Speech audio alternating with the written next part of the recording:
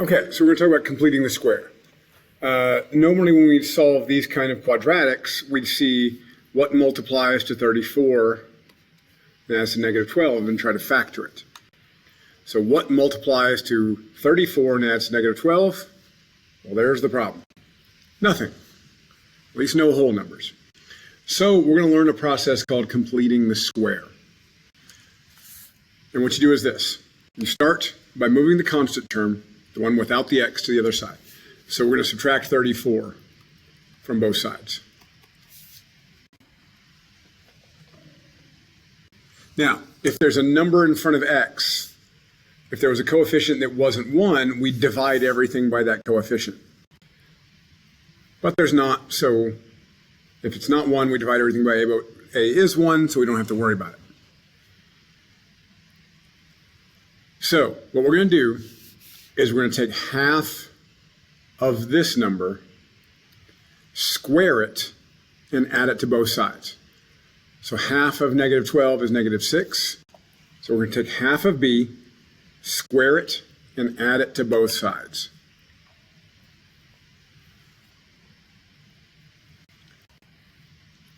So this is 36. This is 36.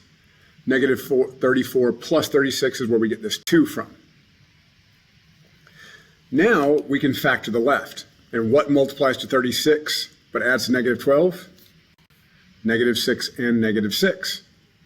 This is why it's called completing the square, because this is x minus 6 squared. And now we can do like we did yesterday and just solve. Take the square root of both sides, and we have to take the positive and negative square root. And then simply add 6 to both sides, and there you got your answer. So this is completing the square. You just follow these steps. This will work most every time. It works best when this number b is even. Tomorrow we'll learn about a way to do it no matter what. But completing the square can be a pretty simple thing to do. So you're going to subtract 94 from both sides. We're doing minus 94 minus 94. Now, we're going to take half of this, half of positive 20, square it, and add it to both sides. Now, the thing you're going to see here, this is going to factor to x plus 10 squared. We'll start seeing that pattern emerge. Because what multiplies to 100 but adds to 20? 10 and 10. So we get x plus 10 squared equals 6. Take the square root of both sides, subtract 10, and you're done. Okay, your turn. You try this last one. Follow the steps you were given. Pause it here, work this out, then come back and check your answer.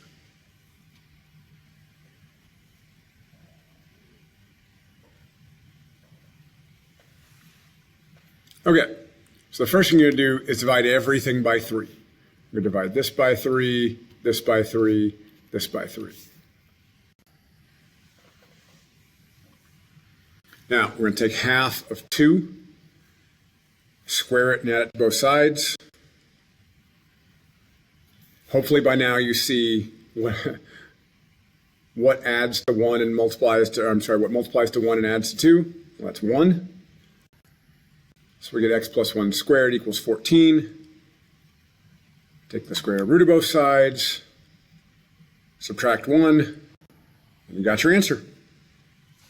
Okay, that is it for completing the square.